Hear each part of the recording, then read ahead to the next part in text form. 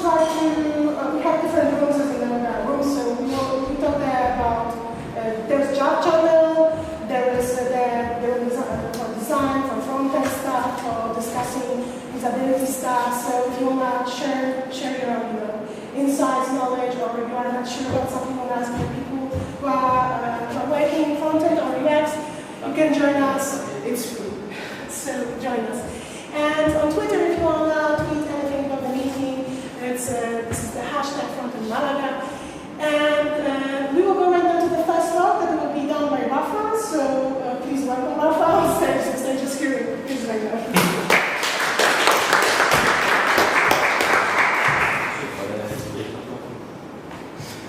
Okay, welcome everyone. This is the talk that I am going to be giving. I am going to be trying to be comparing jQuery, React, Angular. They are completely different tools. They don't have, they have a lot of hard to do one with each other, because basically with all of them you can build web applications. Sadly, I am not going to be able to go deep in any of them, because just to specialize on any of those tools you are going to have to take weeks or months in the case of Angular. About me, I am Rafa. I have a really long name, as you can see. I am the lead front-end developer at a startup called Talk.com. We do translation, and also right now we are founding some initiative that is called Reset Society, that we are trying to finish the first phase right now. I have been 9 years developing websites and while working in all the parts of the front-end development. So I have been doing design, I have been doing usability, user experience. Right now I do everything in my current company, anything that is related with front-end. And about the talk that I am going to be giving today, I have been 4 years working. I was working with Angular for 1 year and a half. Or 1 year, I believe, 2 years ago, so it was Angular 1.2. Then I was working with something that was the family of Backbone, it was called Spine. Finally, right now I am mainly programming in React.js because it's awesome, so I am going to be quite biased, and probably I will bitch about the rest, but not my fault. So today, we are going to be talking about movies. I don't know if you are reading articles on a regular basis, if you are reading any kind of stuff that you can find in the internet about JavaScript, but basically you're going to have this kind of stuff over and over. So jQuery is completely dead. jQuery, you shouldn't be using jQuery. If you use jQuery, you are a complete idiot. You are going to have this other movie, Angular Scratch, really popular nowadays because everyone knows that the other tools are much more awesome. Well, it's not time to React because React is a piece of shit. Are all those statements true? Is that true? Everything that those movies say? Nope. Not really. They are different tools. They have different scenarios in which they could be used. To be honest, they are all pretty awesome. jQuery has been for a lot of years of a lot of help for developers. Angular is backed by Google. React is made by Facebook, and they are putting a lot of money and a lot of effort on them. So it's not really something. It's not really something that is going to die. So let's give a closer look to them. First, we're going to start with jQuery. jQuery or Crypto. I don't know if you know Crypto or Crypto.js. Basically, is the same as jQuery, but the thing is that it doesn't work with all browsers. So one of the problems that jQuery has, one of the things that jQuery deals with is with obsolete browsers. It allows you to do a lot of stuff that is not possible to do in other browsers. But still it has a lot of nice functionality and it has a lot of shortcuts in order to do stuff. Septo does exactly the same, not only that, but you can make it work with a lot of libraries that are meant for jQuery. So says require jQuery, and you are going to be using sector, and it's going to be working. Some of them are not going to be working, but it is worth it to give it a shot because it's blazing fast and it is really, really light. I cannot remember the weight in kilobytes, but it is like a fifth or a tenth of the size of jQuery. So your pages are going to be really, really, really fast. So now, about jQuery or sector. It's just a library. What that means is that it's not a complete solution to do everything. So if you want to develop a web application, it's just a library, so you have a set of tools that you can use however you want. The main functionality of jQuery is to change the DOM. So what means this thing about changing the DOM is basically changing the parts of the website. So I remove parts, I move them around, I update them a bit. Then another really nice thing that it has is what I just said, is that it notifies the cross-browser issues. So when you are having issues with Firefox versus Internet Explorer versus Chrome, it's going to solve them for you. I don't know if you know how it was programming JavaScript 7 years ago, but it was hell. It was hell. And basically, if you wanted to just get some JSON from a server, you would have to write 25 lines of code. 25 lines of code just to do a simple get. So it was pretty stupid. And then finally, it's something that is really easy to do interaction design with.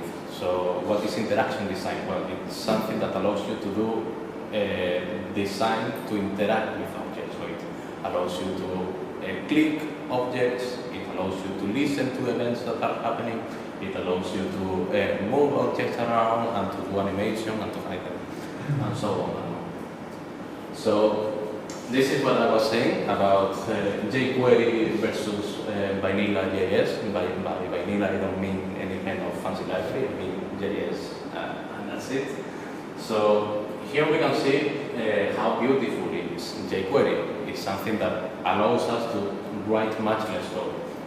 So this code that we have over here, above here, the only thing that it does is if the element if an element in the page that has the class element has a class enabled, it's removed. If it doesn't have the class, it's just put a class enabled. So basically, it's pretty cool. It's just a single line and super elegant. If you want to do that with JavaScript, with nowadays JavaScript, you need to write 4 lines, and these 4 lines on top of that are extremely long. Because if you want to use this toggle function is only available from I10 and plus and later. So if you want to do it something that works for I8 and I9, like is the requirement for some public services, you have to write 5 lines more in order to split the array and to do a lot of stuff that feels completely unnecessary. So we're going to be doing a sample application. We're going to be doing Aria's to-do list. The application is going to be quite simple. It's going to be just a list of elements that you can paginate, and it has a button that lets you that allows you to toggle the details. So it shows you the photo, it shows you the biography, it shows you the state, and so on. Even if I am not showing the markup, what we are going to consider over here is that the HTML, well, the entire thingy over here, every element is going to have the class element. Then every link is going to have the class toggle, and then all those details that we have over here are going to be called details. And when they are hidden, they on top of that have the class hidden. So in this specific case, this class doesn't have the class hidden, whereas in this other case, it has the data hidden. I am not going to show in my code the classes because it's a little bit too much. If I show it in the markup, it's a little bit messy. But this is going to be in general true for almost every example. So what is the most common way of doing this kind of application, this kind of simple animation with Jquery. Well, the most normal thing is that the backend renders everything. So by the backend I mean anything that you have in the backend. You have Rails, you have Ruby, you have PHP, you have Express with Node. Anything, it takes care of rendering everything. So it renders even the stuff that is hidden. And it renders it with a hidden class, and you cannot see it. Then, the only thing that you do with Jquery is to toggle the view.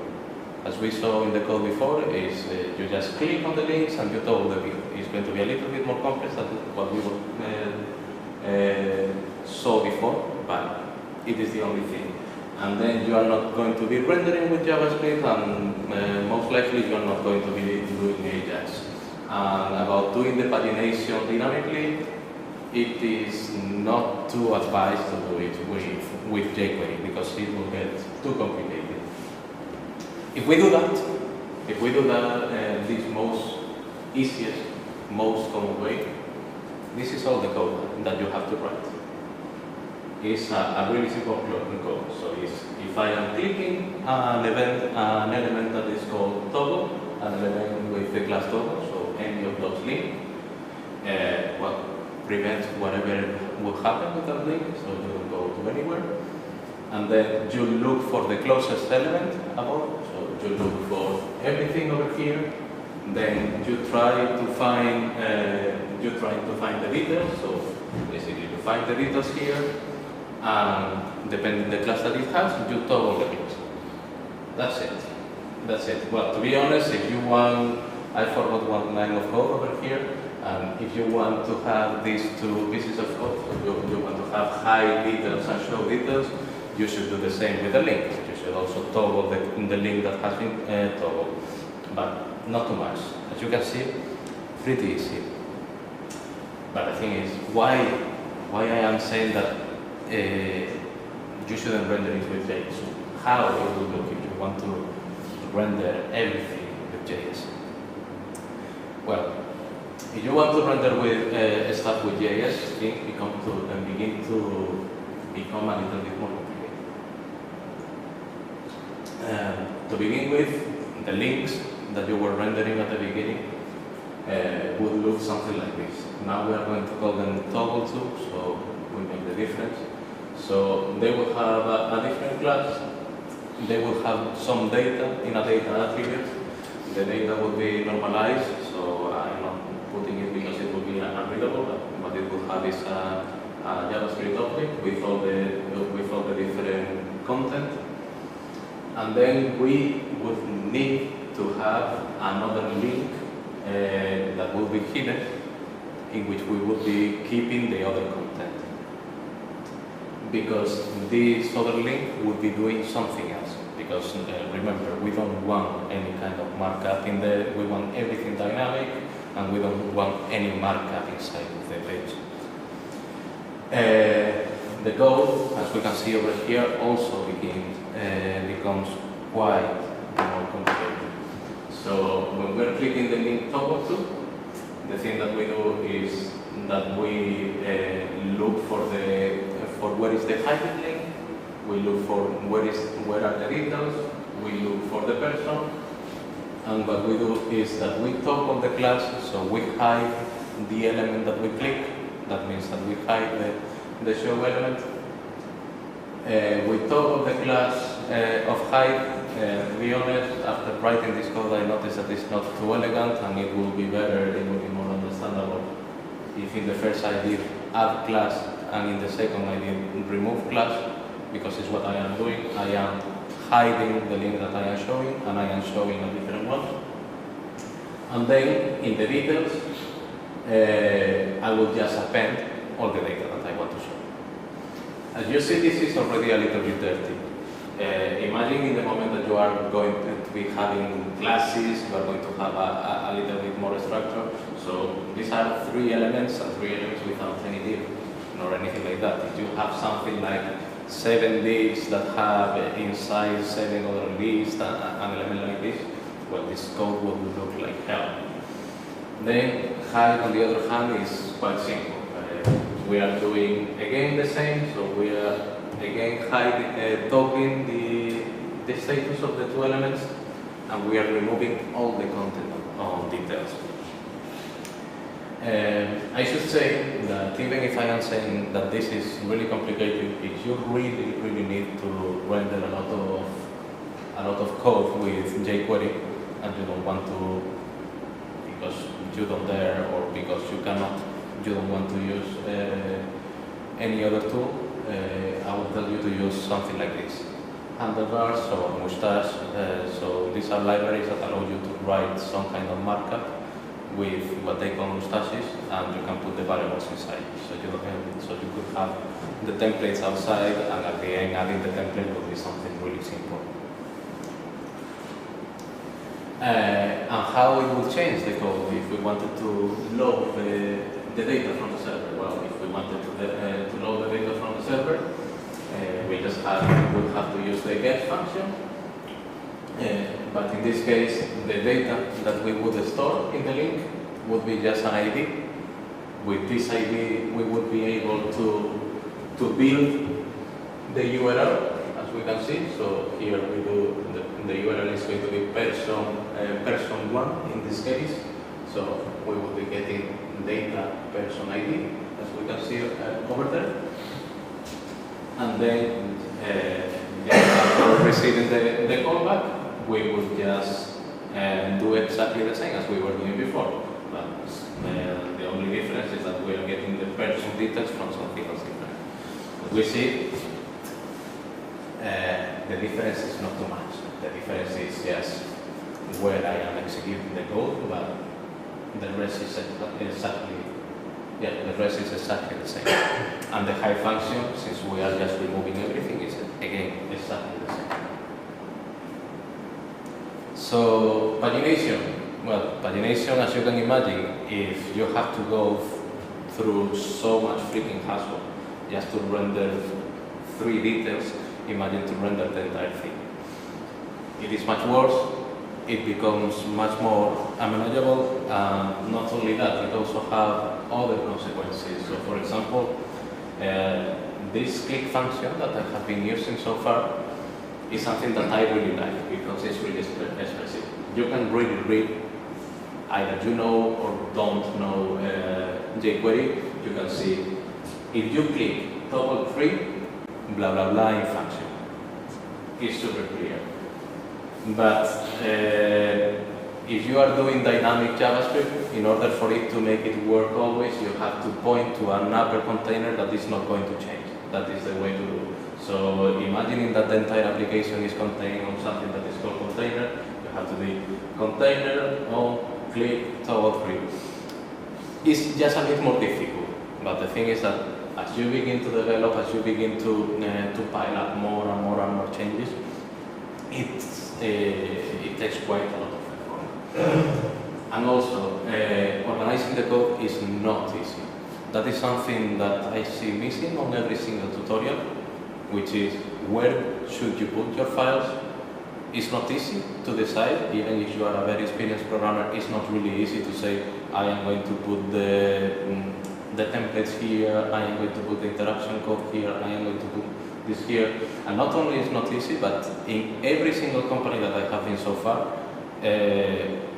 every person will have an opinion and they will use different strategies. So you will begin to read your code and it will say, yeah, I can do that. But then you will try to make the code work with the code of someone else, and the template will be somewhere completely different that doesn't have anything to do.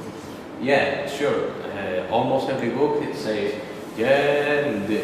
only JavaScript or pure JavaScript is the best thing in the world. But as I said, I believe that only very, very, very high-profile companies are able to do that properly. So far, I have only read of people organizing the code. When I read books about Yahoo, the Yahoo team and the Jquery team are the only ones that I have been seen doing that properly. So, well, does that mean that Jquery is a bad choice for making dynamic application? Well, no. This is something that I coded myself a few weeks ago. we can see the kind of interaction. It is something that looks quite nice. It's something part of on my page. Everything is dynamic, everything moves. And this is plain Jquery. Not only this is plain Jquery, but this is the entire code. It's not rocket science. There are a lot of lines there, but in half of the lines, the only thing that I am doing is selecting the 4 different elements that I want to change the value of, and then assigning some savings that I have on a data element with basic. I'm using some kind of, I'm using another plugin that is called No UI Slider. And this was for a static website. And for me, it was stupid to use React or to even bother, oh, I am going to build a model, or no, it was a page that was meant to be fast, was meant to be brainless when I was deploying it, so it's something static. So I just had HTML, JavaScript, done. I don't really have any server, anything, and it has something, well, and it looks nice. It looks pretty nice. So now, Angular. Angular, on the other hand, instead of being a library like Jquery, is a complete framework. What does it mean that it's a complete framework? A framework means that it has a lot of tools to do everything. So it has a model view controller appearance. It has a whole lot of features to do things like routing, data binding, deep linking. It has dependency injection. It has a shit ton of advanced components, and everything, every new stuff that you, every new problem that you find and that you figure out yourself over time, you are going to have a solution, or you are going to have something that Angular already thought about how to do that specific stuff. The best thing about Angular was actually what made me start and what made me really enthusiastic at the beginning when I was working with it, is that it's really, really easy to start with. You begin to read all the templates, and it's something that you can understand even without understanding Angular. It's something that just makes sense. The problem is that over time, mastering it becomes really, really difficult. It has several different concepts that, well, to be honest, for my perception, are not necessary. Then it has something else that is the double data binding, which means that it's able to synchronize the data both in the client and in the JavaScript and in the server, and make everything synchronized at the same time, no matter where you are changing it, if you are changing it in the server or you are changing it in the client. At the beginning, that looked like a good idea, but it turned out that it is the source of plenty of the bugs. For me, it took me several hours of debugging to discover where the problems that I was having with Angular. Then, another thing that it has is that it has really low decision fatigue. So, because it has so many freaking number of features, it is really easy to, you don't need to decide. So, you want to do routing with Angular, you are going to have Angular routing, and that's it. You don't like it, well, suck it, because you have to use Angular routing. You want to do data injection, yeah, you have the data injection and a lot of things. But so that means that you are not going to have to be thinking, oh, so I use this, and to do comparison between libraries and this and between ways of doing stuff. As I said, it's big. It's really, really big. When I was trying to remember to get back to Angular, because as I said, I have spent quite some time without programming on it in order to do this tutorial, I went back to the documentation, and this is the start of the documentation. This part that is just the start is a page that, say, we were to translate it to folios, to A4 folios. This first page would take like 4 pages. And then each one of these sections can take 4 to 5 to 7 pages. All of them with a lot of advanced concepts, with diagrams about how the data is flowing, about how the information is getting digested, how the templates get rendered, and several of them with several advanced concepts that on top of that front-end developers are not really used to. One of the biggest problems was dependency injection. It is pretty obvious that Angular was created by Google developers that were doing a lot of Java, because they were using tools from Java and they were including it into JavaScript. It is nice, but it's difficult to grasp at the very beginning. As I said, it's a lot of concepts and a lot of documentation and really difficult. So let's get back to our application. What will be the easiest and the most common way if we compare it with the previous one? We will render everything with Angular.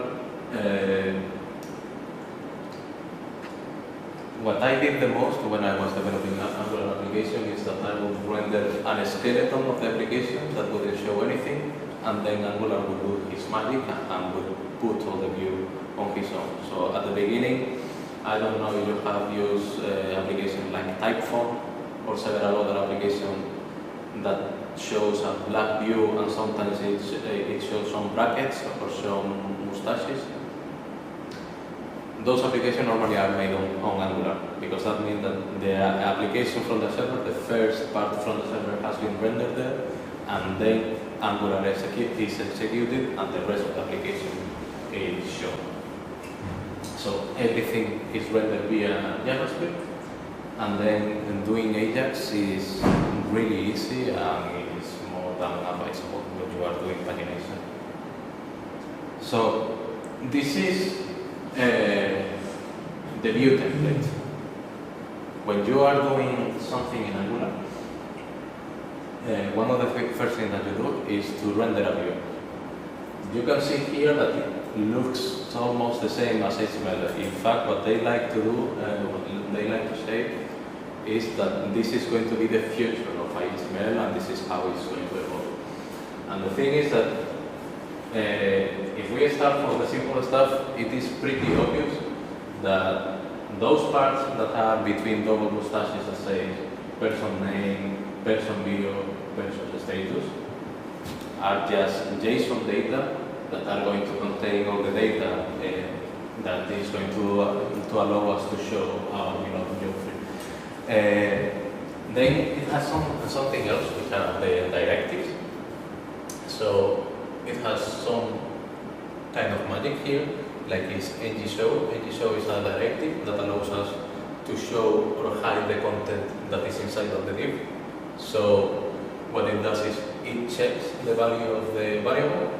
The variable is a variable that is called show details. So if show details inside of this person JSON, that don't worry, I am going to show it the following slide, is false, that means that this div is not going to be shown. If it's true, it means that it's going to be shown. Then, if we go a little bit up to ng repeat, we can deduce that ng person in list people, what it does is that it creates a person for each one of the people inside of the list. And the list, we can see that is created in the ng controller. That is what we are going to be creating with JavaScript later on. So it's list controller as a list, and from there list people, and so on. And then there are some things that look a little bit more complicated, like ng-click, list toggle, and list double copy. That doesn't have to do anything with the data that we have been showing until now, but it's something that we can see over here. So in order to make that template work,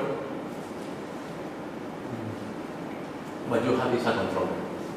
So we can see that the controller is called list controller, like we saw there in ng controller, and the application, the module area to do, and we can see ng app area to do. To be honest, I don't really know who thought that it was a good idea to give a different name for something that should be the same thing. For me, that should be called ng module, or that should be called Angular app, but they have different names. It's a design decision.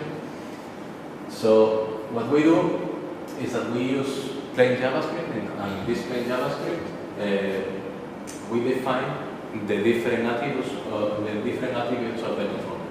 So we say that the controller is going to have a people attribute that is going to contain all the data of all the different users. So it's going to contain the data from Jquery, it's going to contain the data from InPaint, Search, and so on. Then we have other two functions that are going to allow us to do this functionality of showing and hiding the details.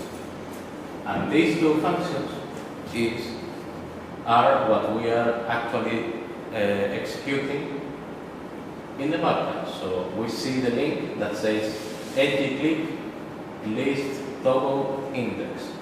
So we see that this toggle, what it does is that it takes the index parameter and basically it just reverses the value. So if the value as by default it was false, it makes it true. And if it is true, it makes it false.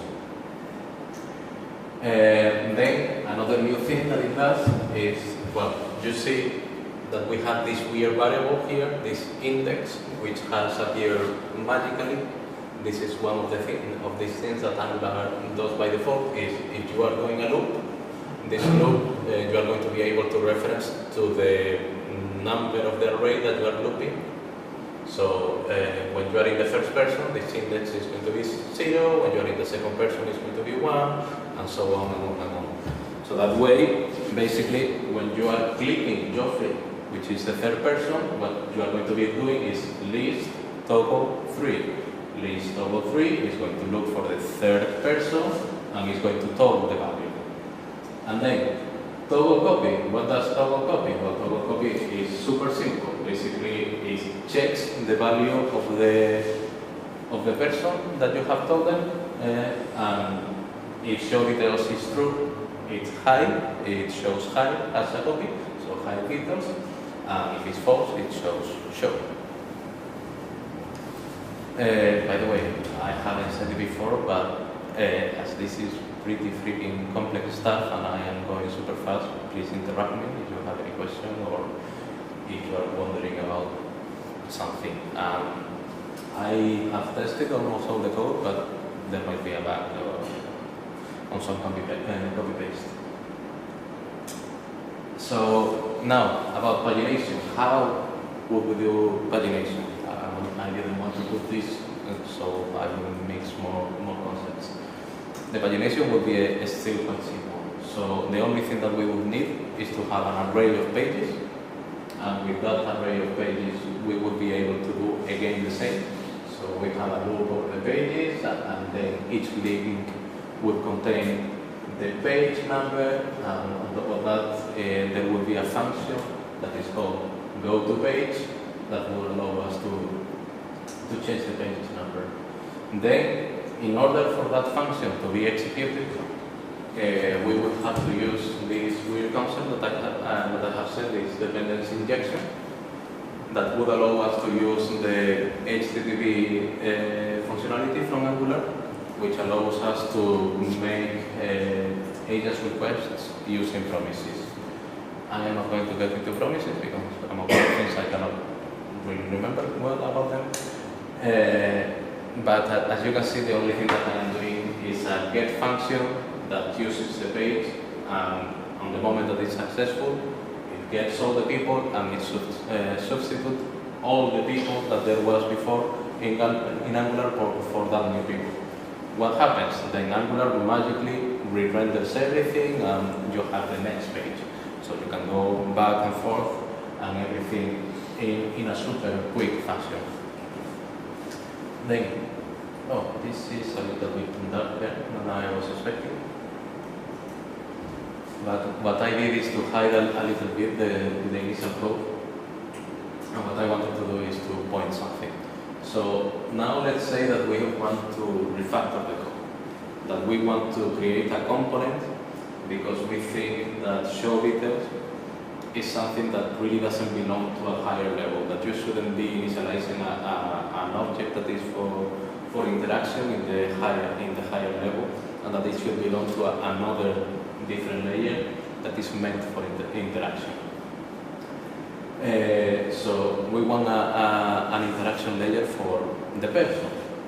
The person, let's remember that are only these details. Well, actually, are these details, and now we notice. I just noticed that I forgot to put the image over there. There was no image. You also don't show and hide the details itself. The text of details. No, the text of details is over there. The text of it's only show hide, huh? Yeah, but only with show hide. Yeah, it's missing the word detail, the word details. So we want to refactor, and what we want to do is to put all this in a person component. How do we create a component? It's not too difficult. It's another concept of React, that is creating a component.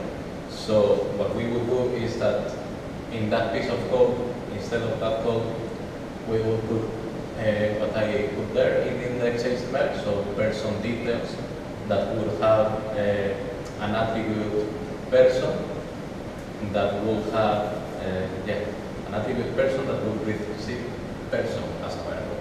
It's a little bit verbose, but basically what we are doing by that is like giving the person details. Person details would be a different file that we will have in a completely different file in person details HTML, for example, that will contain exactly the same that was contained before.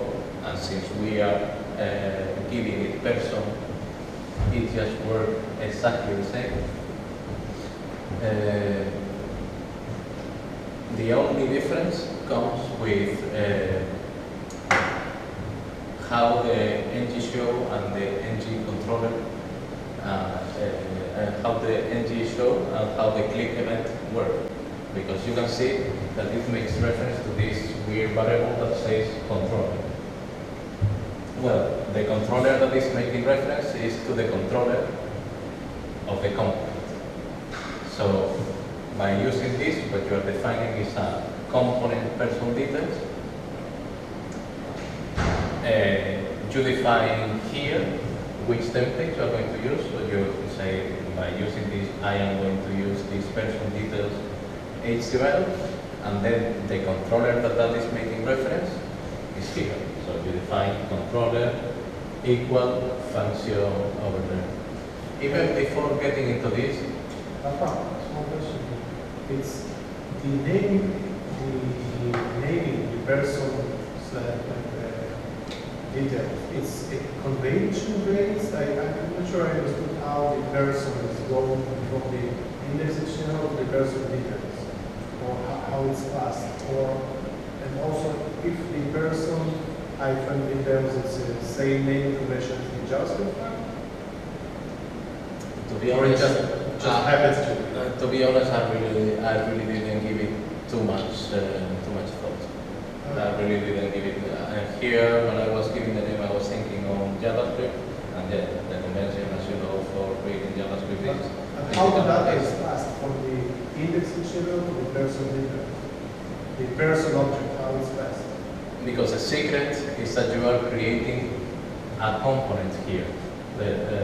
This person details, or you mean this part and the index part? How is it all the three files integrated? Well, how the three files are integrated. By saying person details here, this is convention this is an Angular convention that by using camel case here, that is the convention for JavaScript, you are going to be able to access to a next XML element that is going to have an iframe. That was the. So this is the question about naming. Yeah, that is the convention. How do you get that? Well, you get that by using this, by using the template URL. In fact, for person details HTML, you could call it crazy potato, and it will work exactly the same. You would have to change the name in both places. Anyways, I would give a second look to this because maybe I screwed it up there, but I am pretty sure that it was working something in the way, that it was working something like that. As you saw, as you can see, also one of the things that this implies is that some frameworks, when you are doing HTML, are not able to recognize the tag, and how it is highlighted looks a little bit weird. But a little bit not. It looks freaking weird. It looks very, very weird. Then,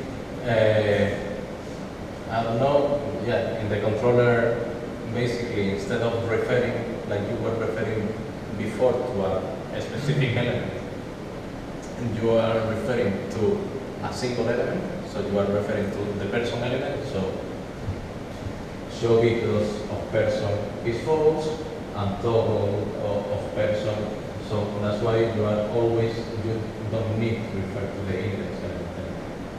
That way, actually, you could put the person anywhere. You could say, if you are doing a second application that has persons too, you could just put this component and do that. Is one of the nice things of composition.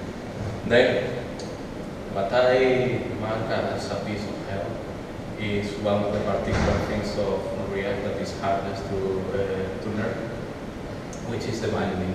This is something that is always required. You have to put it, every time that you want to do components, you have to do this kind of bindings.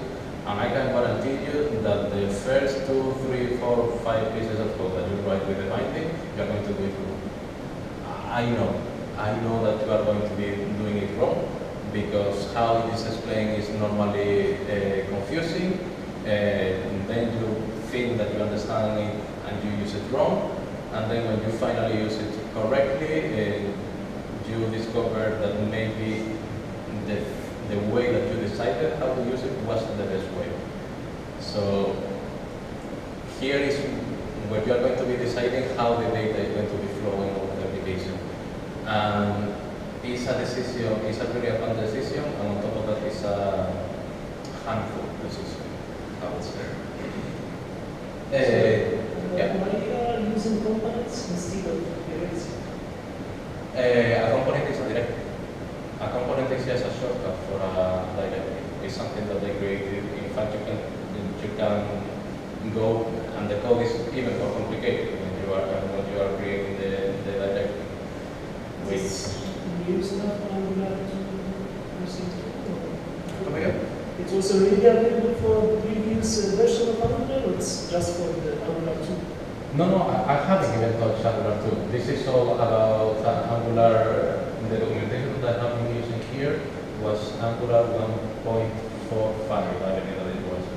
So, but yeah, the most common way of doing this thing, because doing a directive is super verbose, it has even more graph, because that is the main problem and the main complaint that I have about Angular. It makes you to have to write a lot of stuff that when you are starting you don't understand, and when you are understanding you don't understand fully. When you begin to do to write things in a different way, the way in which it makes you write is completely different to the way in which you were writing the previous element. So at the end you don't really know what are you doing anymore. It's a bit confusing. Now about Angular 2, that is one of the problems.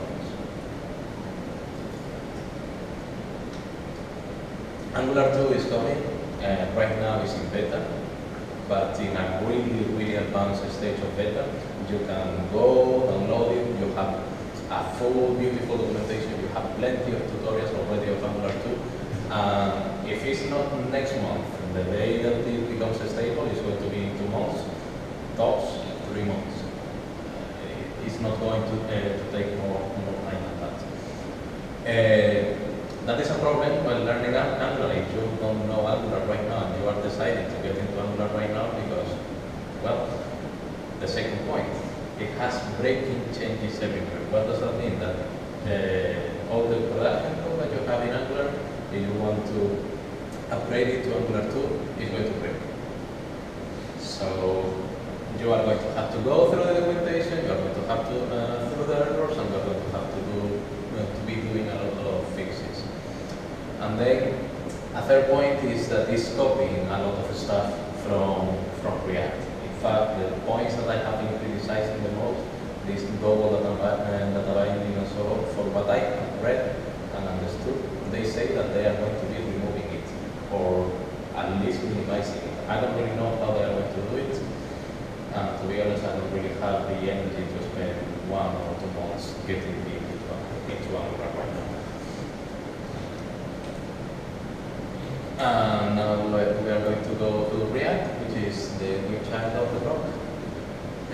Right now, React is in kind of beta. That is a beta. It's a super stable beta. It's a 0.14. From there, it's going to go to 1.0. And for what I have been reading, there are no relevant changes from the 14 to the 0. It was just a pre-beta in order to see if everything was working properly. I have been using it from 0.11. It has been evolving in a really nice way. The breaking changes that it hasn't been held to fix. I will fix them in 1 day or 2 when it was upgraded, and that is when it was in the beta. That is the most unstable period.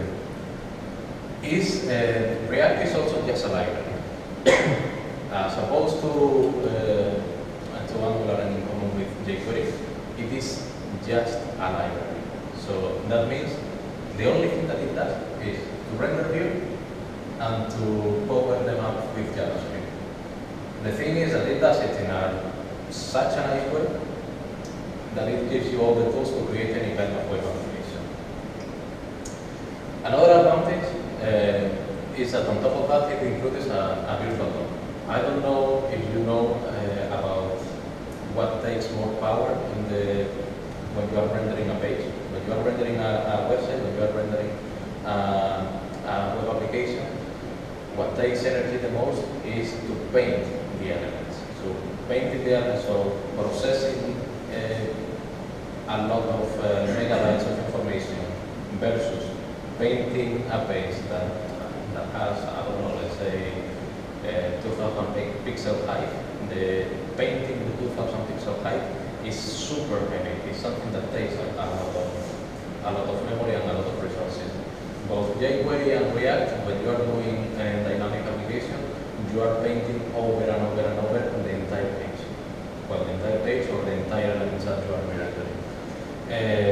In plenty of applications, that is a huge problem, because in plenty of applications, for example, when you are coding an Excel table, something that looks like an Excel table, that means that if you are coding an Angular application and you change one cell, it's going to paint the entire fucking table.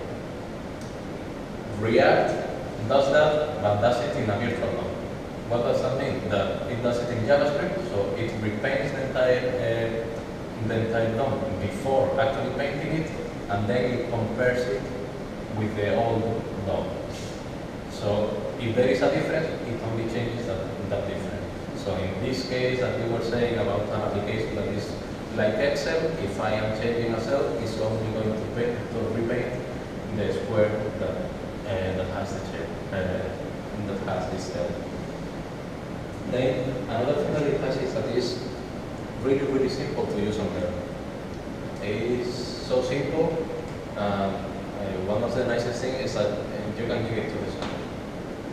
You cannot give it to designers to do pretty advanced stuff, but you can, well, the designers, I mean the kind of designer that do HTML and CSS, not to a designer that only does Photoshop. But you can give it to a designer, and they are going to be more or less understanding what is going there. They are going to recognize all the parts, and they are going to be able to even implement some extra stuff. Maybe some more advanced stuff they are going to get started, but not so much. Another thing is that it can be rendered in the server.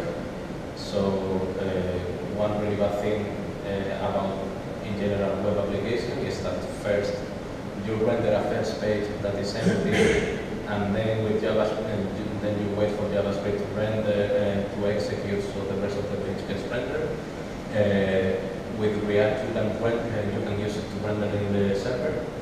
It's not easy. That is something that takes more time and takes more study, but it's something that can be done. With Express, you can just give the entire view. So basically, it's clicking the page and you already get the entire application. You don't get any loading or anything.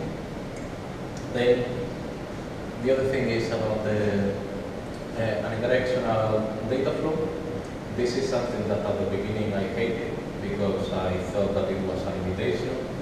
It was when I started and I was comparing it with Angular. And it is a limitation. But it's a limitation that they decided on purpose. And the thing that they do is that the data can only flow in one direction.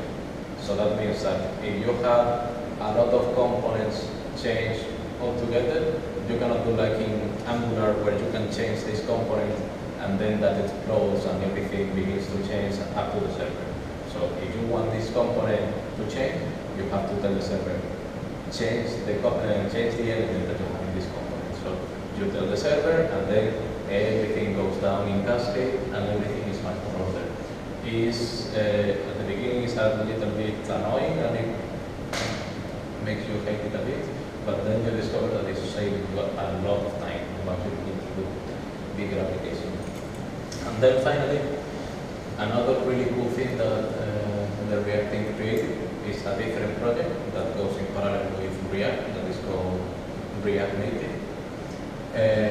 React Native is a library that you can use to use React, so you can develop with JavaScript mobile applications, native mobile applications. So you can develop both iPhone applications and Android applications. So what you have is JavaScript, and instead of writing HTML, you use the XML that either Android or iOS uses for their build. And you can use all the native functionalities, anything that has. So again, let's go for the sample app. What is the most common way? The most common way is to initialize a div with the JSON object in which you want to put all the props. The props is a concept that React has. React has just two types of variables. One are called props, and the other are called states. The props, the characteristic that they have is that they are not mutable. That gives you a lot of control. So React, what it tells you when you are reading the documentation is use props almost every time that you can. What that means, why they ask you to use props all the time that you can? Well, since props are not changeable, that means that when you are using a prop, you know that a bug is not created by a prop. Because it doesn't change, or it shouldn't change. And then the state, that is, it works exactly the same, but these variables are meant to change. Everything is rendered in something that is called JSX. JSX is one of the things that bring React. So React magnifies JavaScript by including some XML tags that just imitate HTML. We're going to see them right now.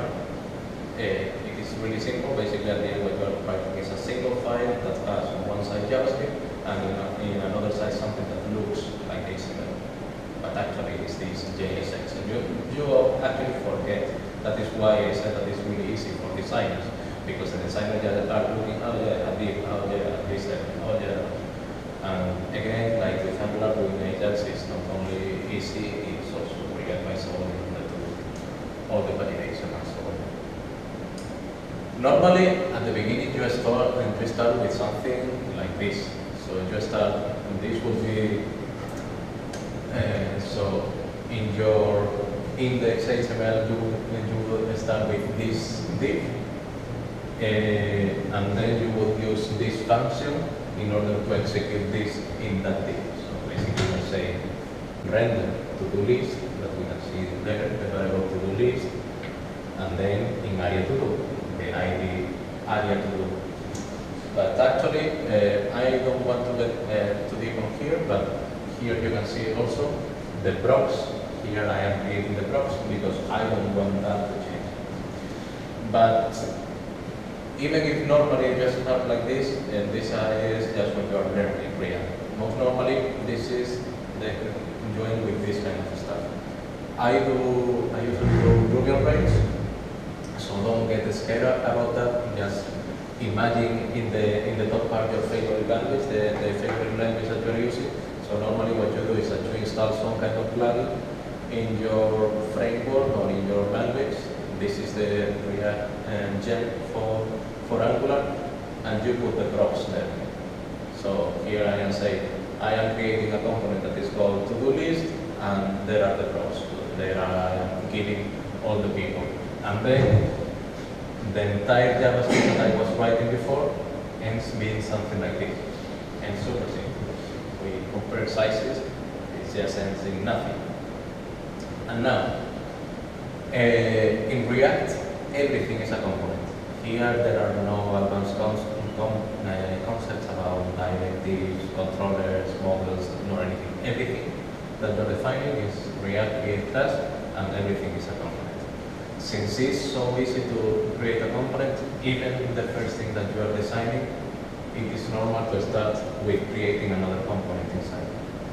Before getting into this, I want us to get into the code. So basically what we are doing is, in to-do list, you are going to render this HTML. And this HTML is going to be a list. Then, I don't know if you guys are familiar with the new map function in JavaScript. With the new map function, you can iterate over elements and create an array. With React, you can use this map function over the people prop. So here, remember this: we have passed all the people as props. In the people prop, I map over them, and for every person, I just return a person. What it's going to do is it's going to return as many person components as people will have.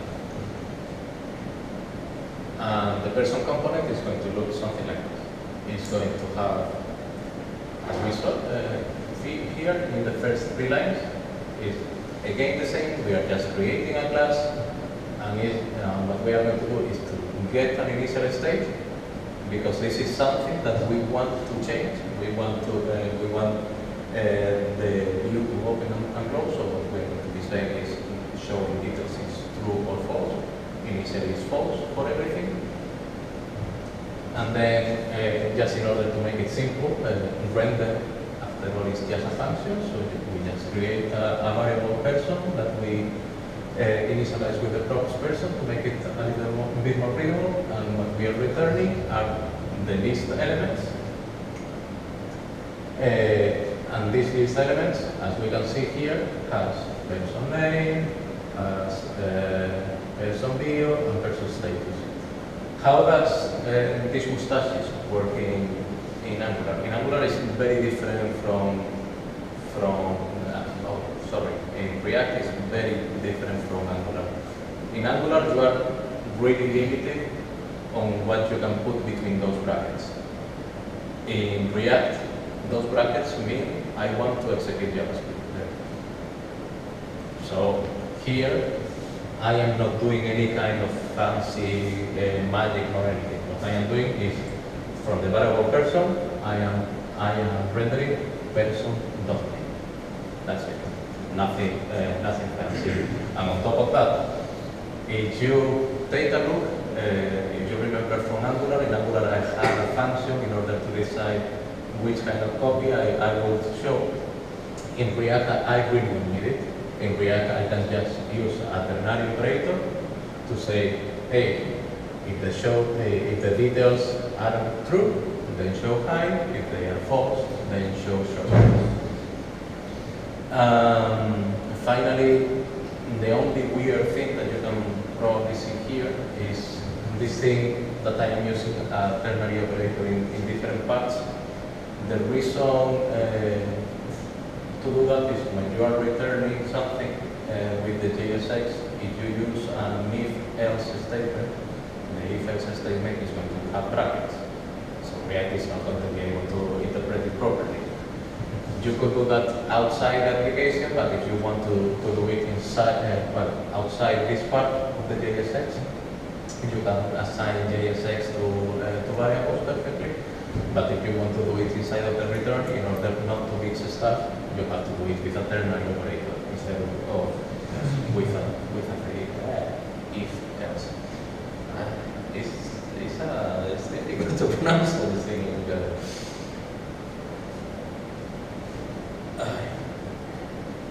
Okay, so how would we render? Well, how would we package it with Ajax?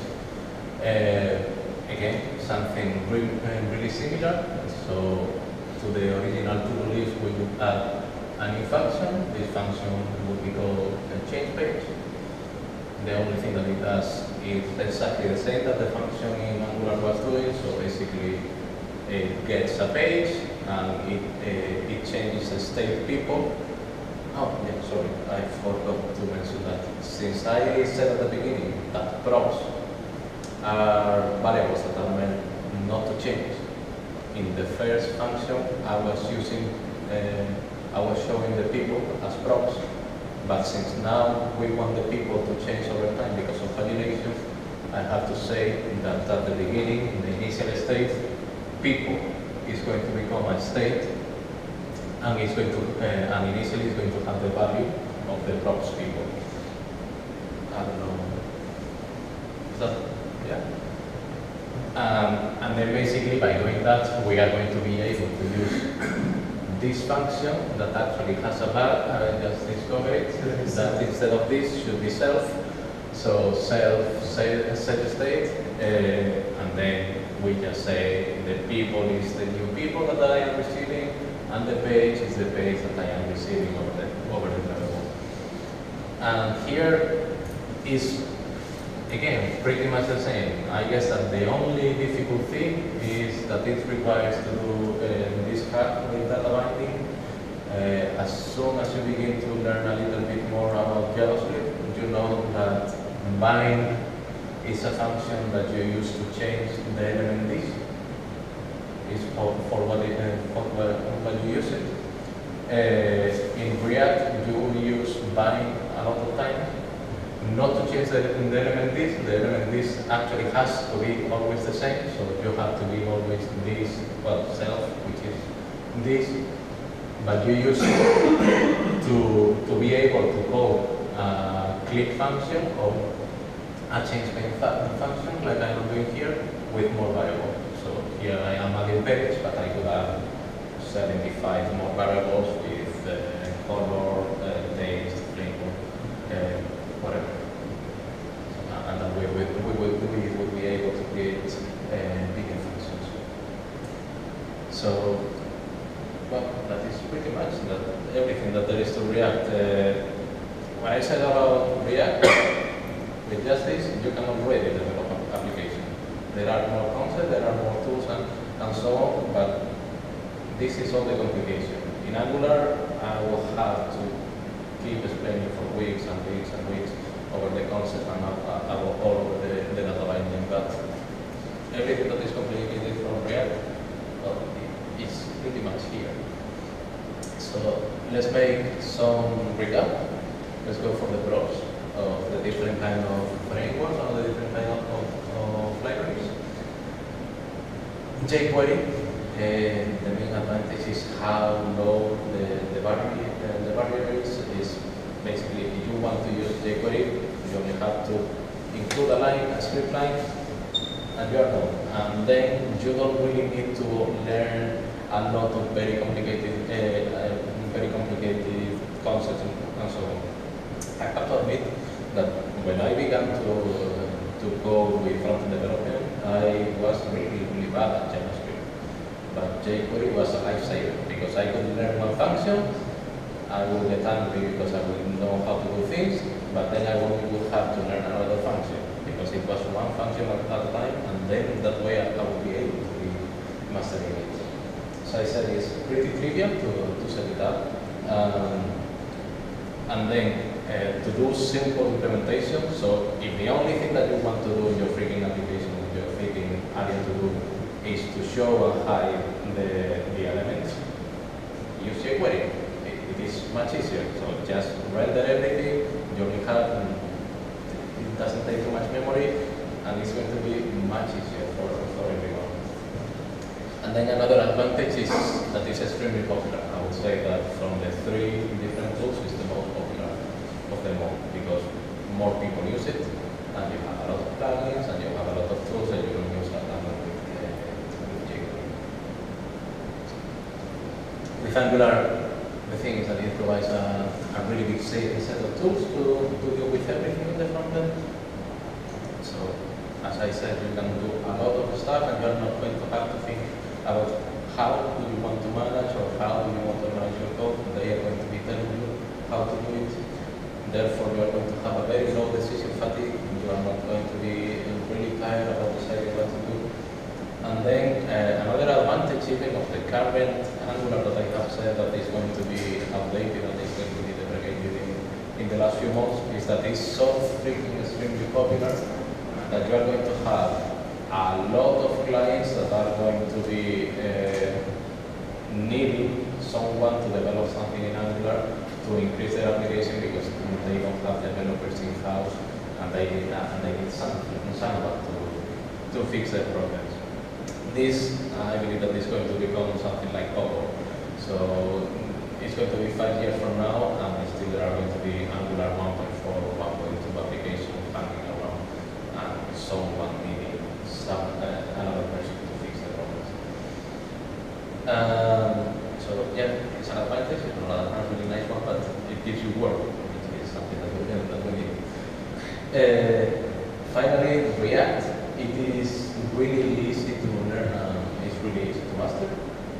And then if you need fast rendering and if you need to render something with very complicated layout, have in mind that this thing that I have been talking about rendering is only if you are going to be changing the layout a lot. Even if you are changing everything with Jquery, which is the less easy. Unless you are going to be doing a whole shit ton of transformation, like 1,000 transformation per cycle or something like that, you don't really need to worry or just 1,000 of elements. Then another really nice thing is that if you are only front-end, it gives you the possibility to be able to develop for mobile applications without having to learn how the language is called. It's in Java, C, Swift. Objective-C? Objective-C, yeah. Objective-C or Swift or Java, you just can use plain JavaScript. And then the isomorphic JavaScript is definitely an advantage. I have to say that Angular 2.0 is also going to be bringing isomorphic JavaScript because anyway it's going to be the only way of developing applications in the future. Then about the cons, well, the jQuery rendering markup is not elegant at all. It's quite rapid. Then it requires really strict development strategies if you want to organize your code properly. So as soon as you are beginning to do a lot of interaction, your application usually tends to become a mess. So it's a con. Then the cons for Angular is that mastering it, as I said several times, is that it's quite hard. It has a lot of unnecessary and complex features like this double data binding that I have been talking about. It's going to be updated in the coming months, well, the current version of Angular, because it's what I focus is talk about. In some cases, it's restrictive. So what I mean by restrictive, not having to decide what to do, being told you should be doing this or you should be doing that, is nice. The problem is that when you begin to use something, you are not always free to develop something in a new platform. You don't start from zero. Several times, for example, in a company, we started developing an application and we had already a base application that was working on Rails.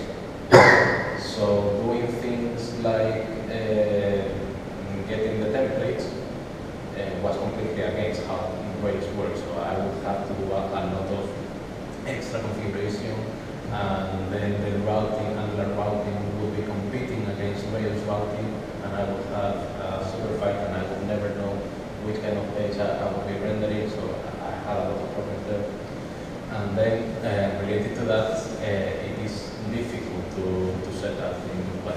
with jQuery,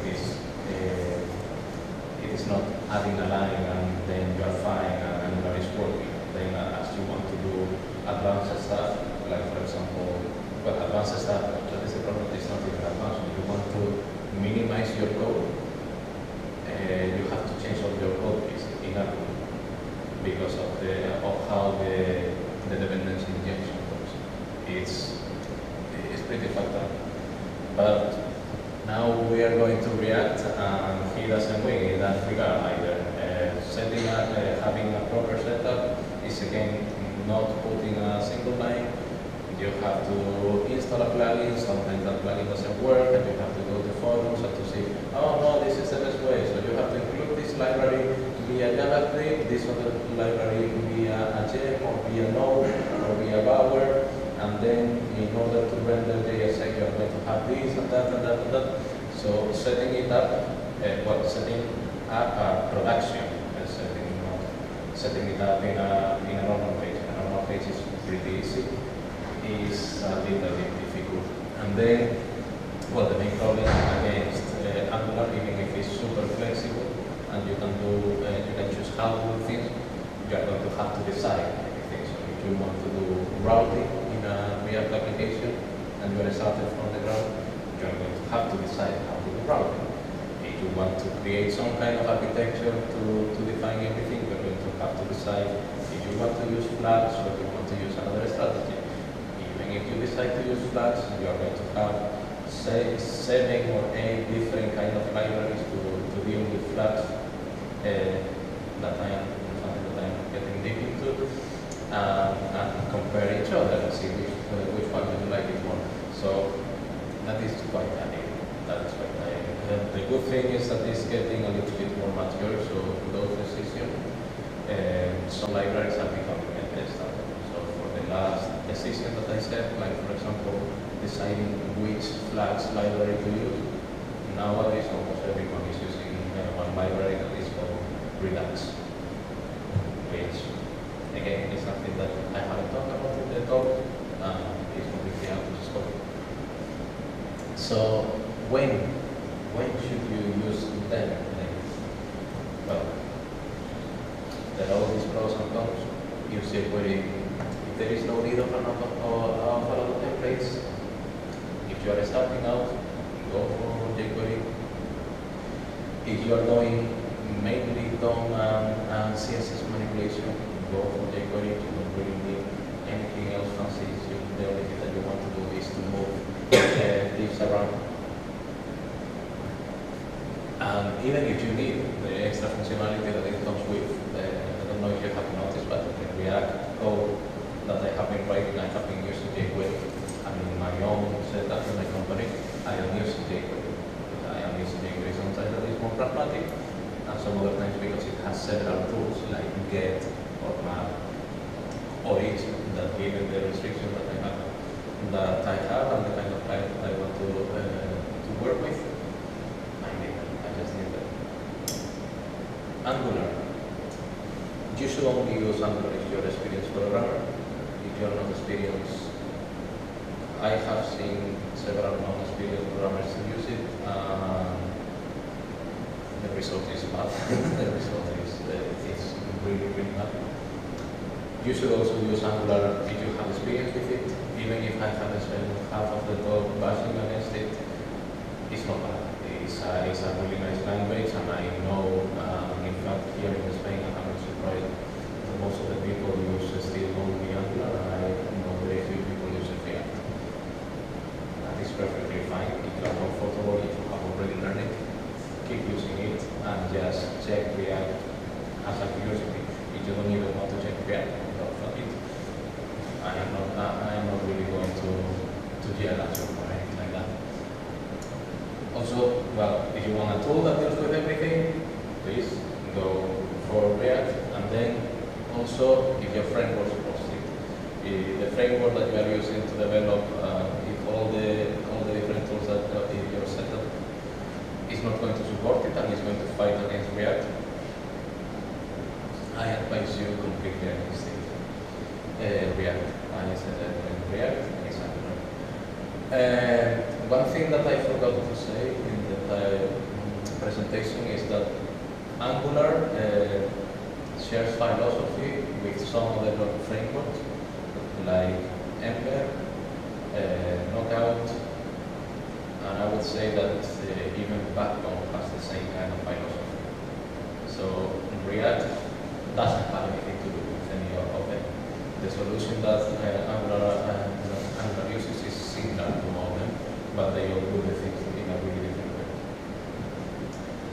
And then React, well, if you need to render something really fast, you can use it if you are a beginner or if you are an intermediate programmer, no problem with that. If your current setup needs some flexibility and you need to do certain things on a certain way, well, then go for it as well. You can also keep digging here. There are plenty of articles in the internet about Angular versus React versus Ember versus Terminator versus Editor. It's an eternal fight. It really doesn't make sense. You can keep them digging, but they are all as inconclusive as I can think. Well, thanks.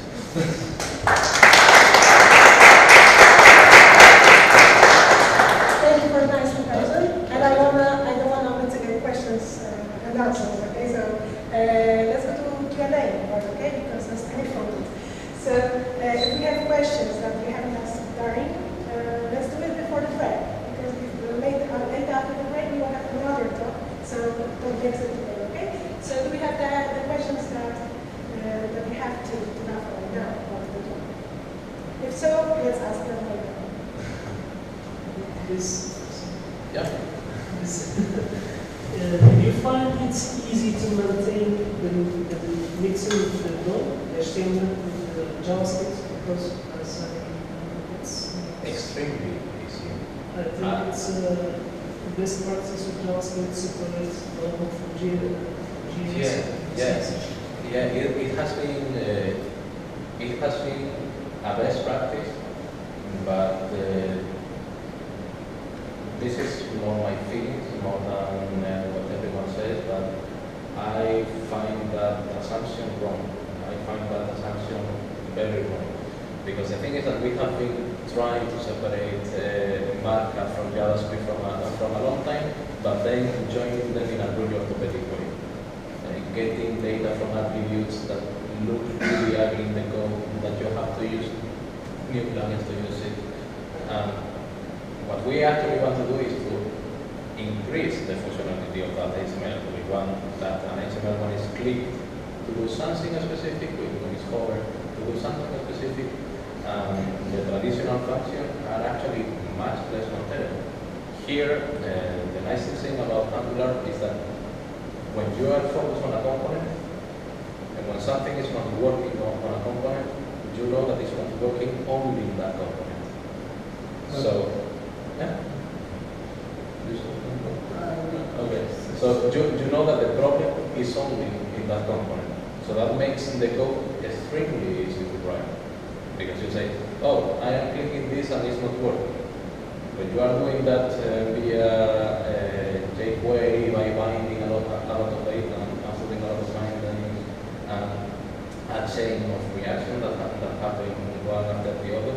You have to check every single function and that's a chain of reaction in order to know what happened. In React, normally I have very short functions. Sometimes I have really long short functions. You know it happened in front of them. And for me it's pretty easy to know what is going on and what is going on. And because there are really nice plugins that allows you to do things really easily. The main reason for the separation of HTML and JavaScript have come from the perception to write the code that you can test. And this was the biggest problem with Jquery, that you actually have all the HTML merged inside your code. And the creators of Angular actually created two amazing tools, Jasmine and Karma, that their whole idea is testing your code. So it's up to you if you want to separate it or not, but Rafa is right. you probably, when you want to test that some element in HTML is generated, you don't just want to know that the function is invoked and it is just called something to get your HTML, but you actually want to see that the HTML that you got is this. And the dependency injection is something that in every programming language it's a benefit. So the two-way binding, the other stuff that you mentioned, actually, I think it maybe came even from Knockout, because this is the whole idea of testable JavaScript. That you finally do test normally and not just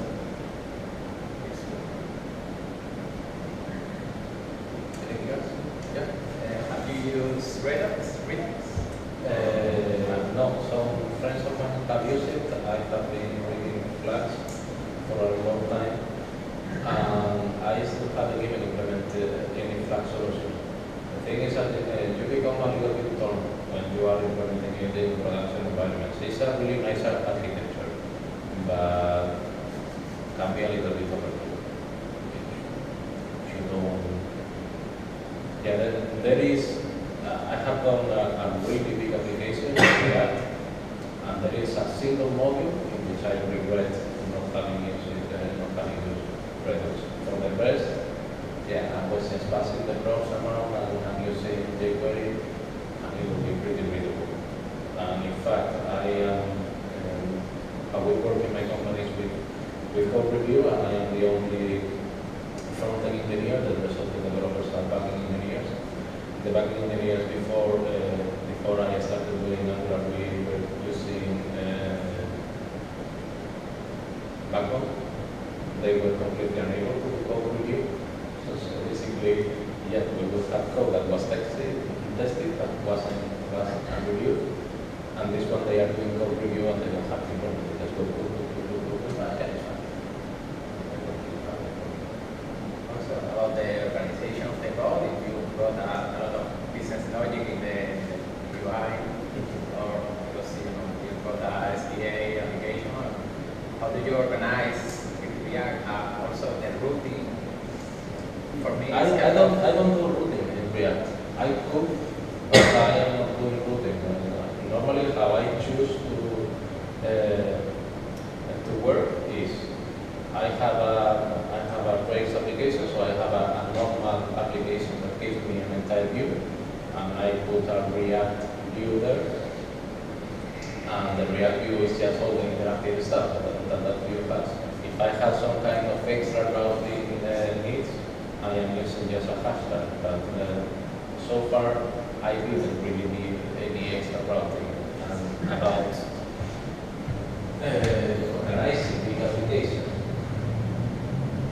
for example, validations, data access, or communication layer with the server. Do you do everything in a React component? No. In the React component, the only thing that I do is to use a get function from time to time. So this is super small, but this is the production model of my company, so don't look too much. But here, as you can see, I have an add folder, a JavaScript folder, and I have a lot of components. And every one of these components is a React component. This is the biggest one over here. And as you see, the only thing that it has is I create a component translator UI that at the same time is composed of a lot of components. Yeah, when I want to communicate with the server, I just do a post. Yeah, it's pure Rails. So that is what I say. Here is a Rails application, and I am not really fighting this application. I'm just doing a post request or a get request when I want to do this or what to do. Yeah, this one that is such a chunk of code, this is basically a really complex application. But not on other places, it's just like something much simpler. So, as you can see, it's just views. It's just views. The only logic that I am doing here is get initial state. This is a specific function from React that tells me when the component has been created. So when it has been created, I do this function, and then I have two simple functions. It's really, really easy. Anything else? Yep. About if you have a big application, you need, for example, a public framework as Angular. Finally, React.js is a library to render templates. This is a library to render templates, no? So not completely a library, but yeah, it's a library to render templates. So you think about to combine the two tools, Angular and I have heard that a lot of times, and I think that it's a really bad idea. There is some people that think that it's a good idea, but for me, it doesn't look like a nice idea. If you want to combine the capabilities of one and the other, just wait for Angular. The problem. But if you need a better renderization, what do you use? You wait for Angular 2. That is the point. Is in Angular 2, mostly everything is going to be improving. But the thing is, the problem is that React has a completely different philosophy on how to design applications. It is the main problem. So the thing is that for a really, really big application, and here, if we are serious, the thing is that right now, if we go to super big companies with a really big budget, there are very few companies that are actually using Angular. The biggest companies, what they are using only is React. So right now, I can think of Netflix. Netflix is completely made on React. What else? Yeah. React was on top of that created by Facebook to do Instagram. Instagram is completely done in React. All the mobile applications that Facebook is creating right now, those are created in React. And Facebook is in big part created in React right now. For example, for Netflix, if you don't have a support for framework that has like reviews, it's difficult to arrange your code, to arrange your routes, because if you don't use routes, for example, you need to use routes. What do you do? If you used to use root or routing? Routing. There are several libraries, but that is the point that I have been insisting over and over and over and over and over. That is the problem with React. If you want to use routing, you have to. Again, the tool is super popular, there are a lot of people developing for it, so you are not going to have problem dealing with routing. What you are going to have a problem is choosing which one, not only choosing, but choosing right, because you know what happens when there is a lot of players in one thing, and there is something that looks very popular, you choose it, and then 3 months after, or 4 months after, the company or the supporter goes down, and you have to look for something completely different. For Redux, as I said, is super stable. And for routing, since it's such a typical problem, I know that there are several popular options, but since it's something that, as I said, I don't usually need, I just don't know about it. But it is something that probably you can find a fight, you can read articles, and you can find your way out. If routing is your only problem, from not choosing React, and you are choosing Angular only because of routing, you're choosing wrong. I can completely let you out, because you are digging yourself on much more complicated problems from using Angular, just from saving for a single problem. Probably when you have an application in Angular, yeah, why need to have an application to improve their renderization, to improve something. Yeah. Because React was launched about 1 year ago. A year and a half. 2 years and a half. That's the problem. You have a form application. That is what I said in the conclusions. If you like Angular or you are using Angular, I'm not going to tell you to completely migrate everything to React. It will be extremely stupid. And then if you are really worried about rendering, wait for Angular 2 and migrate your application to Angular 2. That is going to be worthy still. You are going to have a lot of benefits. And if you are still very worried and Angular 2 doesn't really solve everything, well, then you will have to dig out and it will be exactly the same problem. We are waiting Angular 2 in order to know. You're already No, we are waiting Angular 2 in order to know this is related to renderization or not.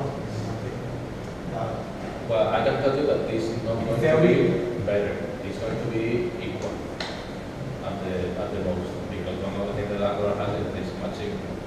So it's simpler, and with Angular you have to do many more things. It has to take a little bit more. But the virtual DOM and all the good practices, I believe that they are going to be. Anything else? Yeah. You spoke about React being the native application as well. Is that going to be different, like Jquery starts from frontend? Is it going to be different compiler? We have React as is that going to be an independent library that you include with HTML for a separate compiler, like frontend or something? It's completely different than Fonga. It's native. It's actually native. It's native. It's actually native. It's native. It's React Native creates native application. How do you compile it? It's that tremendous in front end. Can I take this one? Do you know? Yeah, I'm doing this. Okay. It takes contradictory to Fonga that you have JavaScript and you have basically a real-time interpreter like in a web browser. What you actually have in native is that your syntax is in JavaScript. That's right. But it's compiled in the end to actual binary code. How it's done. And you have here return the HTML template. You actually have for every kind of object in Android or iOS, you actually have the appropriate controller that stands for it. So you return a controller, okay, the actual controller. Okay, in the end it's compiled to binary code.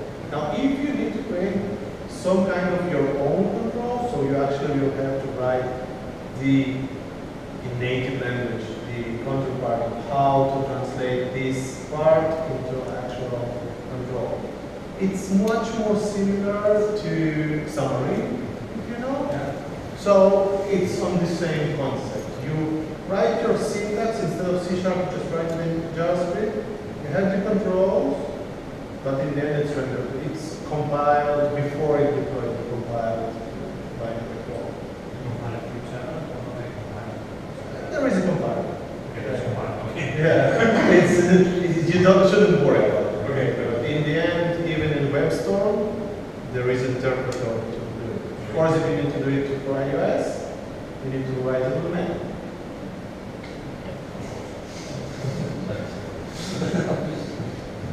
Thank you. So, anything else? So, that answer it. And actually, I was grateful because I don't really know how React works and native works. This is right with the word application, so Anything else? So, beer? 15 minutes of break.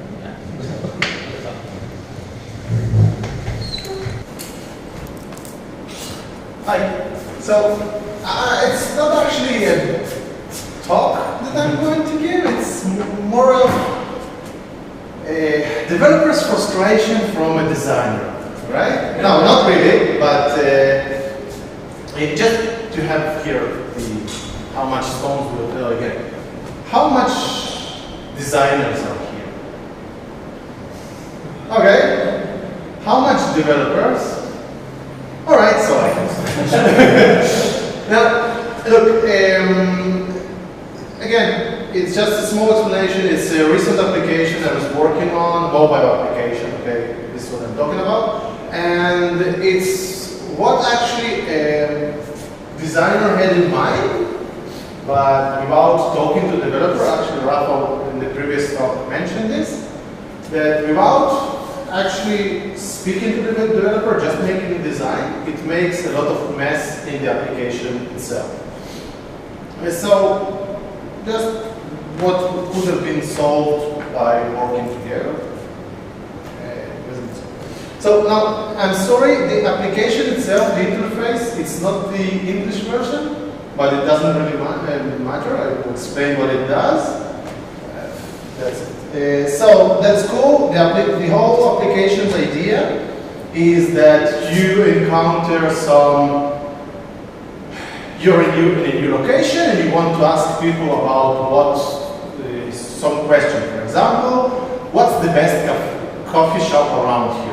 Okay, for example, and you want to use the local people knowledge, or you want just to post your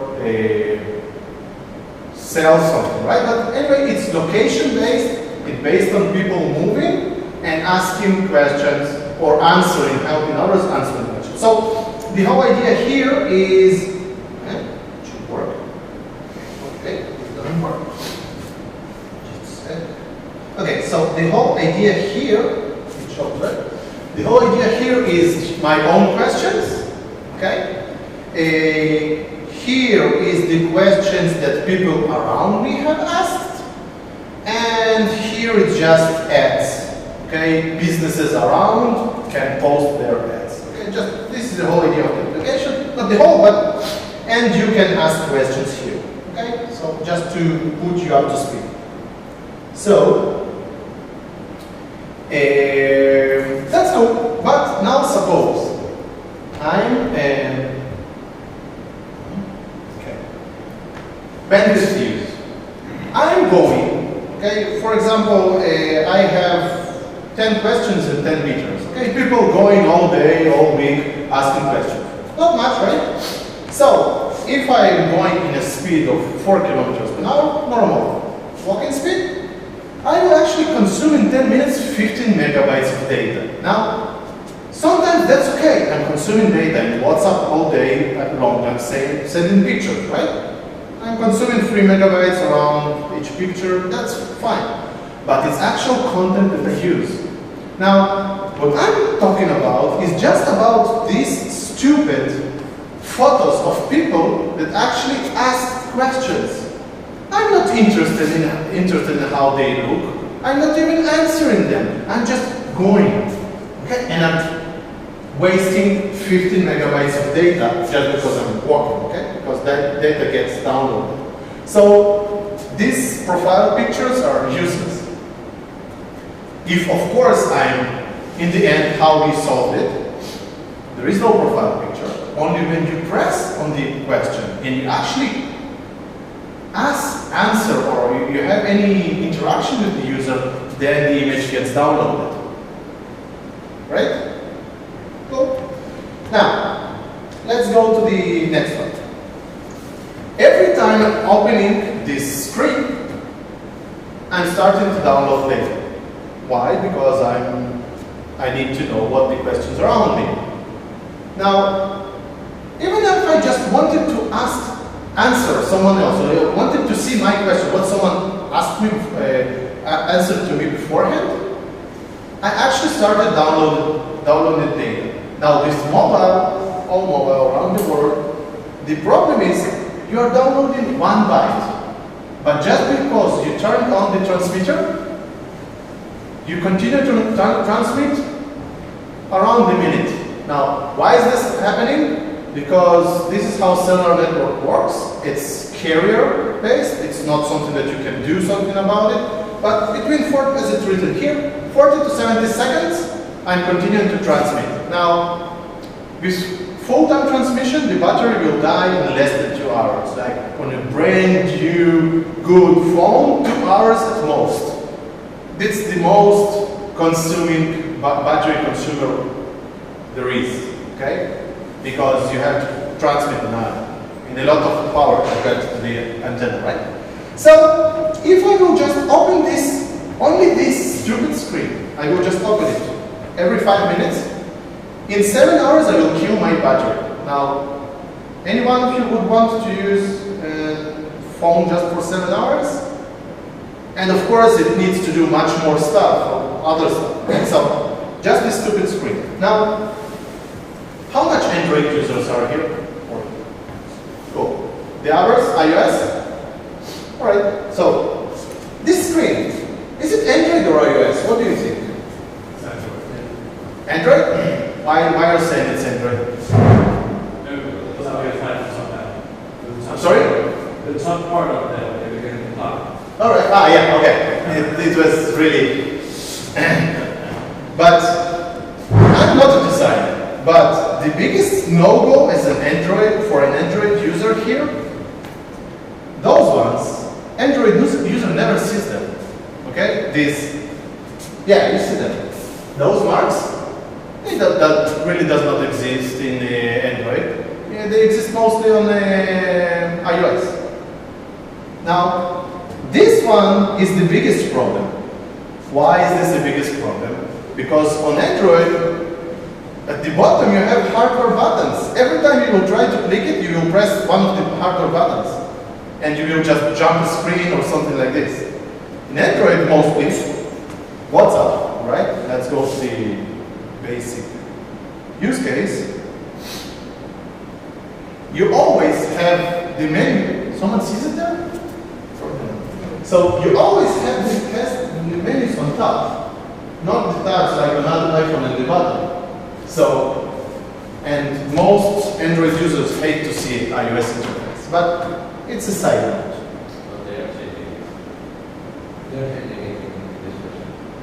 They are what? They are copying the same pattern from iOS in this version, which is going to break up application. But at least until now, material design and the iOS design are quite separate. No, not similar, separate. So seeing in iOS design in Android is just like kills it. It's bad. Again, I'm not a designer, so just a side. Now let's talk about memory usage on this screen. Okay, it seems like, so what? There are just several profile pictures here, and that's it, right? Not a big of an issue. Shouldn't be. No, it is a problem. Why? Because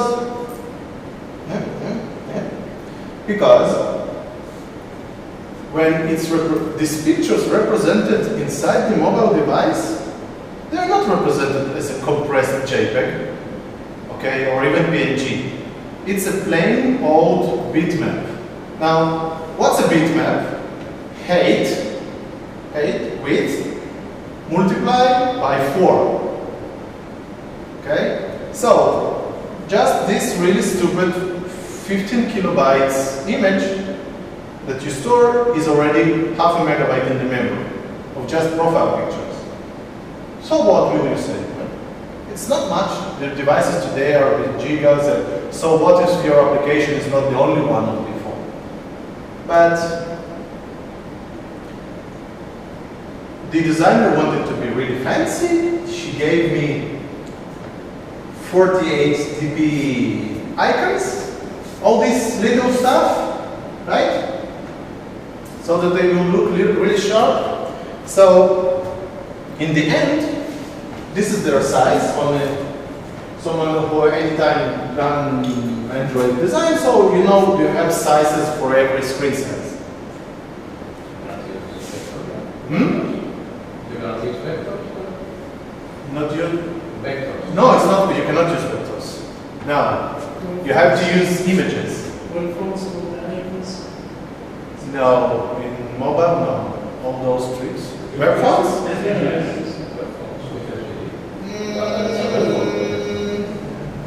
Might be an option. In this case, in those icons, it might be an option, but she should have given it to me at least. Prepared. Yeah, so I never seen someone in mobile design giving me, really, truly. This is why I'm not even sure that it's SVG, definitely not. You have, on iOS, you definitely cannot put SVG in a normal way. Well, SVG, the way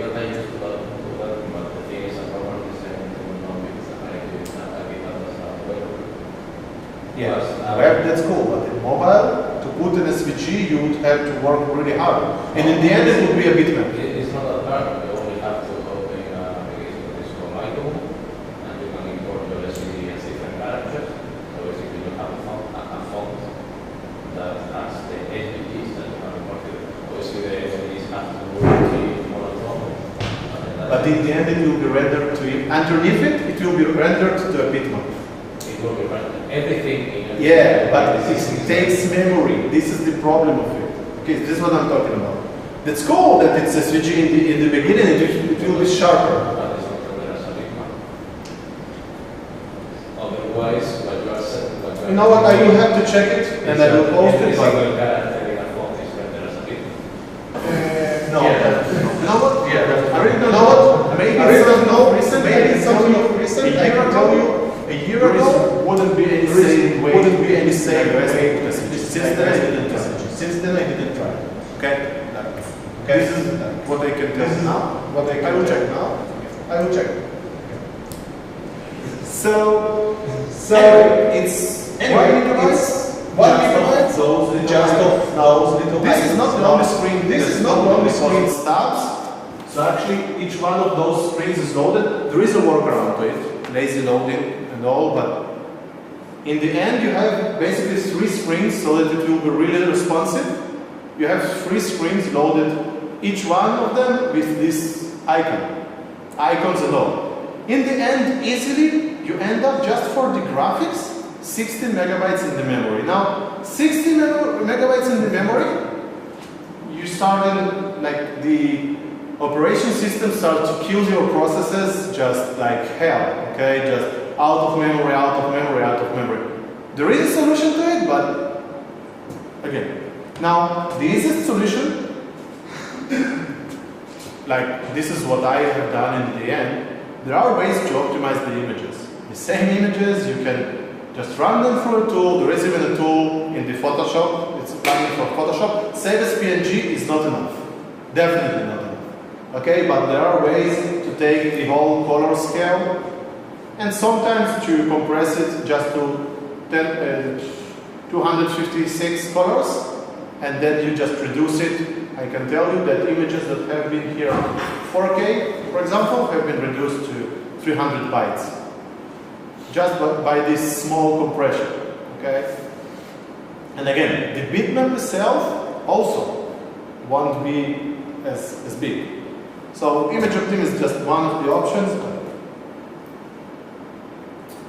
And now another thing that actually, it's a UX thing that I noticed, is that at first I received like this big A4 for sketching A4 pages. They are really cool on paper. They look big and nice and cool to use them. But when you actually try to swipe, like the whole idea was to swipe here, and this menu will open, okay? But you have a swipeable screen here, and you have a swipeable screen here, and if you swipe, you have to actually swipe on this part, okay? Or to make a really big swipe on all of it, so that this one will open. Now, on this A4 page, it's cool. But on something like this, Samsung Ace retail screen of 3 point whatever, it wouldn't be as usable, for example. It will work, but it won't be as usable. And the last thing, another page that was just like, okay, it's an A4 big page that good to use to fill out data here.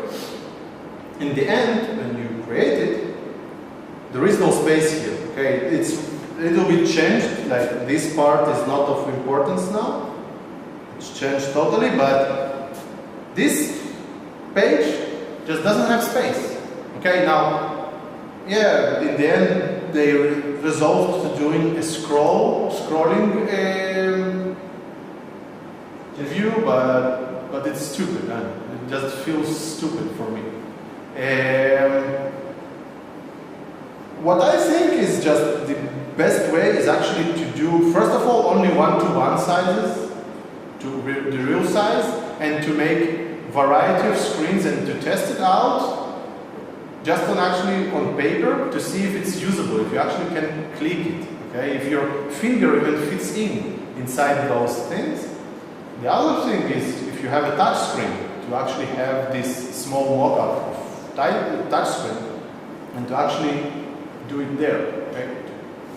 Try and control this control. You can emulate it really easily with different tools. And to try it out, but anyway, not to try and do these mobile designs in 3 times the size of the actual screen and to expect them to look beautiful. On a 27-inch iMac, it looks cool. When you shrink it to a 3-inch screen, less cool. That's it. That's cool.